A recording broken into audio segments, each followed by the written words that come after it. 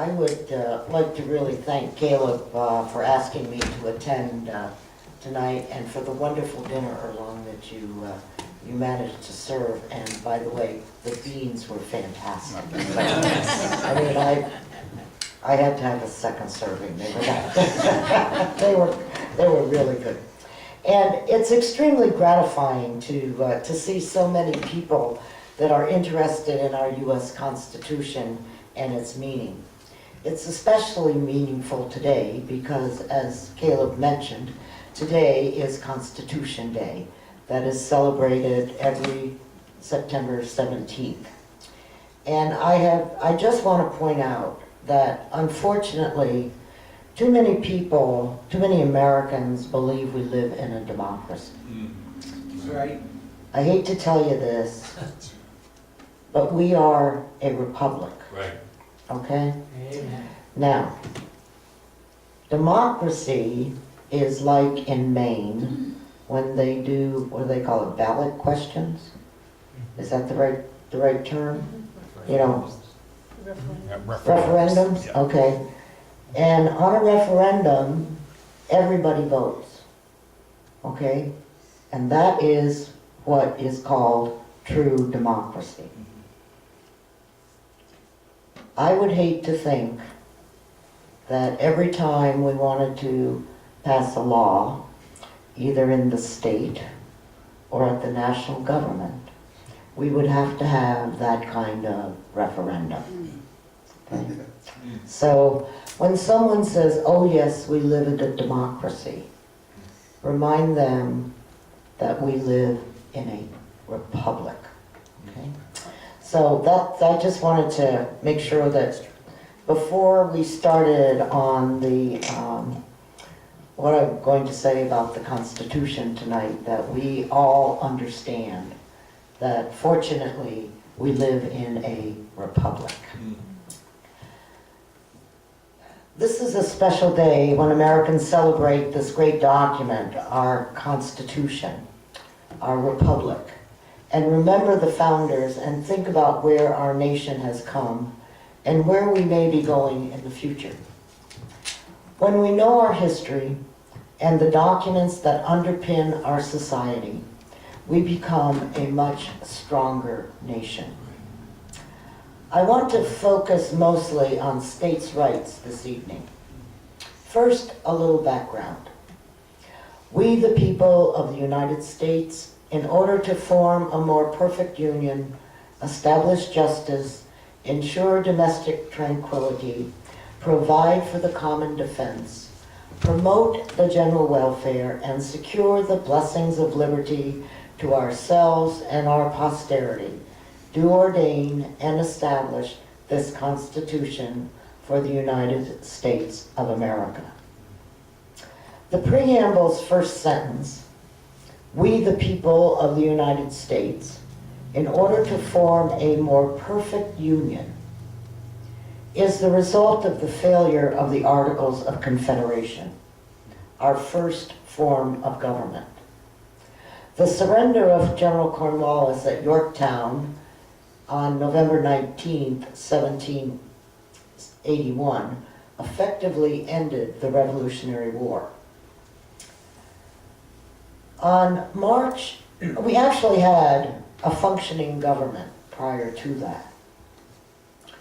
And it was under the Articles of Confederation, which were adopted in March of 1781, the same year that 3 months really prior to when, or 5 months prior to when Cornwallis surrendered. The states that adopted the Articles of Confederation, which described how the 13 states would be governed. When the Articles of Confederation were drafted and agreed upon in 1777, 1 year after our Revolutionary War started, and forwarded to the states for ratification, there was significant fear of a central authority to govern the 13 states. As a matter of fact, as you know, it took 4 years for the states to ratify the Articles. Each state was sovereign and independent, and Congress only had the role as arbiter of last resort on disputes between the states. The central government was given the power to make treaties, alliances, maintain the armed forces, and coin money. The central government did not have the power to tax and could not regulate commerce. The central government, oh by the way, as always, did ask the states for money to maintain the army and the navy and conduct the normal business. But often the states would not send in their money. Can you imagine? There were several attempts to change the Articles of Confederation to allow the central government the ability to tax. However, in order for this change to take place, it required all 13 states to agree. Surely. In addition, since the central government had no power over each state, the states engaged in what's called a land grab, extending their borders to the west. If you take Virginia, for example, their border, their state, went west until it ended. Okay? And as you know, the geography today, it would have gone all the way to the Pacific Ocean. So that was just one. That was true on all of the states that had no other state bordering it. New Hampshire couldn't do that because we would run into New York. Needless to say, this became a huge problem for everyone. To say that the Articles of Confederation were a failure is pretty much of an understatement. However, individual rights of states did not go away as part of this discussion. Our forefathers, recognizing that something needed to be done to solve the problems with the Articles of Confederation, called for a constitutional convention, which convened on May 25th, 1787. And in just over 3 months, the Constitution as we know it, without amendments, was sent to the states for ratification. The fight, perhaps this is too strong a word, had just begun. 9 states ratified the new Constitution by June 21st, 1788, when New Hampshire voted to ratify the Constitution. Article 7 of the Constitution is where you can find the requirement for the 9 states to ratify. That's the last article in the Constitution. The issue of states' rights was definitely front and center during the debates over the wording of the various articles of the Constitution. Article 1, Section 8 specifically lists the power of the federal government, and there's 17 of them. The final one gives the federal government the power to enact the laws to support these powers. So let me just read a couple of them to you. Establish the post office. Constitute tribunals inferior to the Supreme Court. In other words, the federal court system.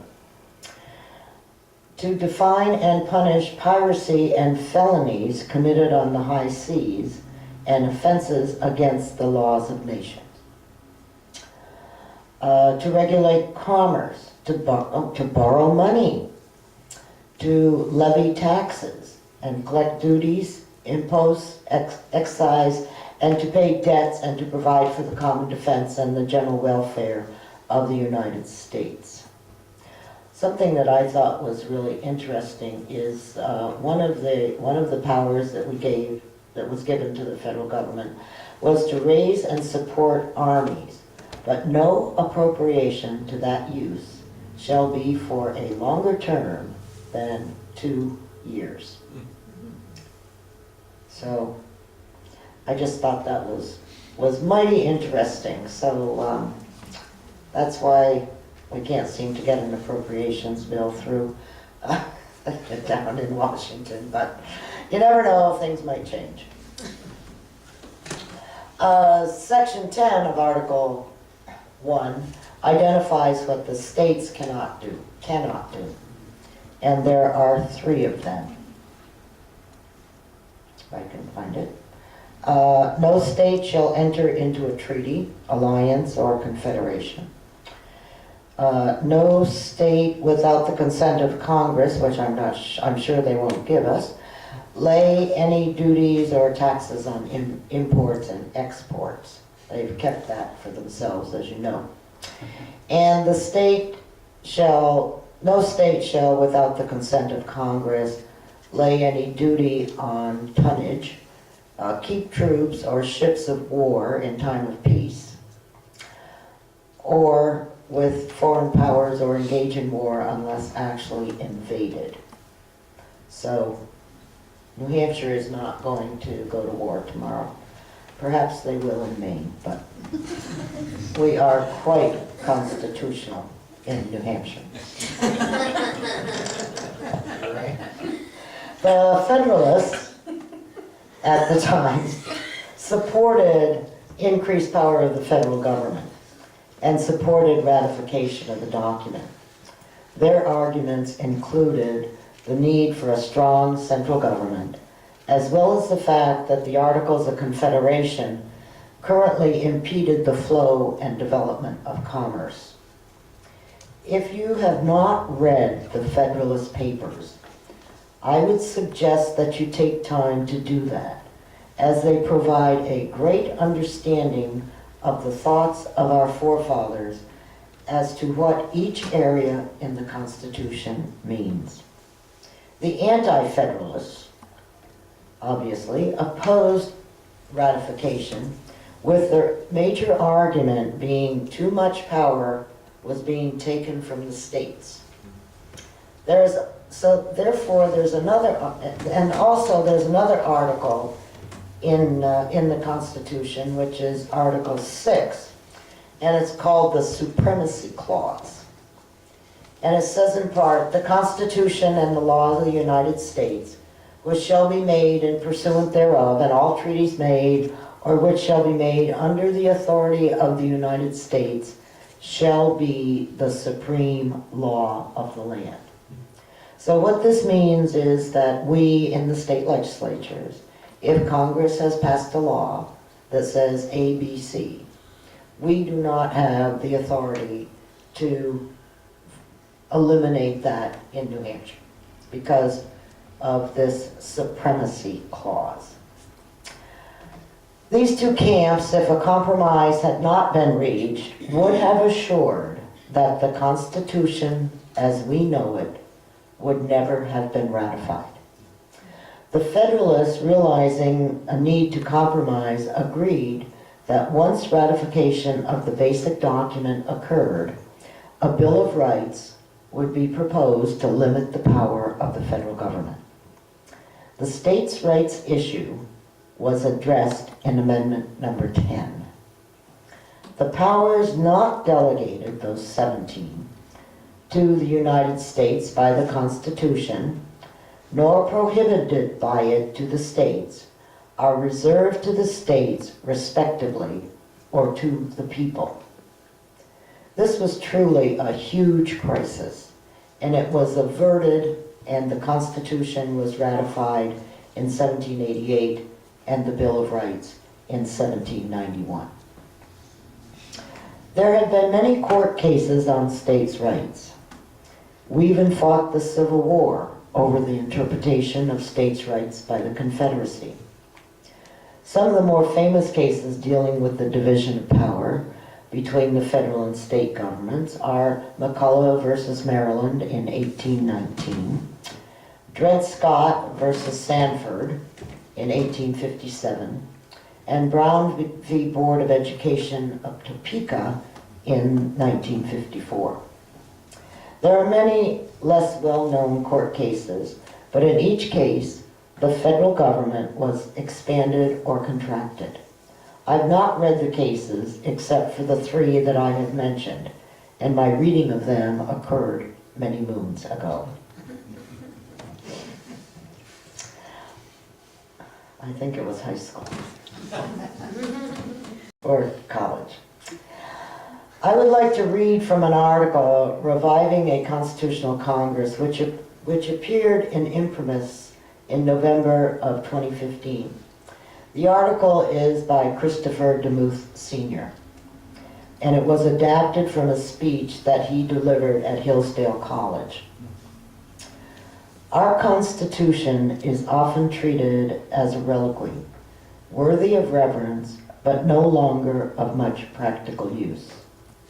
Yet the Constitution reflects, in many deep and subtle ways, the character of the people who established it and have lived and prospered under it for centuries.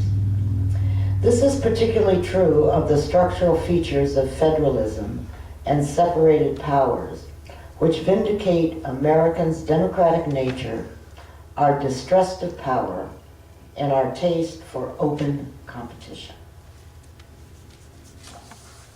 The struggle for power and the advantage is a constant of human society. In democracies, that struggle is organized and advertised through political campaigns and elections. It is equally present within government, but it is not always observable. In the parliamentary systems in Europe, open competition ends with the election returns and the formation of a government. At this point, legislative and executive powers are fused. Struggles over policy continue, but they work themselves out in private within ministry offices and leadership councils. A well-led government can present, at least for a time, a unified, dignified, self-confident public face. That is seldom possible in the American system, where competition in government is exposed for all to see. The two political branches possesses separate electoral bases, and they are assigned powers that are partly shared and partly independent. They are codependent and must work out their differences in public. Presidents, executive officials, and members of Congress may bring astute tactics and compelling rhetoric to the task. But in the heat of contention, they are also prone to diatribes, bluffs, missteps, backtracking, and humiliations. Dignified, the process is not. Parliamentary systems have their strength, but open competition is the American way. Checks and balances are important means of policing the corruption and abuse that arise whenever power is monopolized. They are also means for pursuing two things that Americans care about, especially: limited government and humble leaders. The sheer cumbersomeness of our constitutional structure usually requires extended negotiations leading to a substantial consensus before the government can act. And the spectacle of a continuous public extemporizing makes it difficult for our leaders to pretend that they command events. I will close with the words from Thomas Jefferson. We in America do not have a government by the majority. We have government by the majority who participate. All tyranny needs to gain a foothold is for people of good conscience to remain silent. Thank you very much.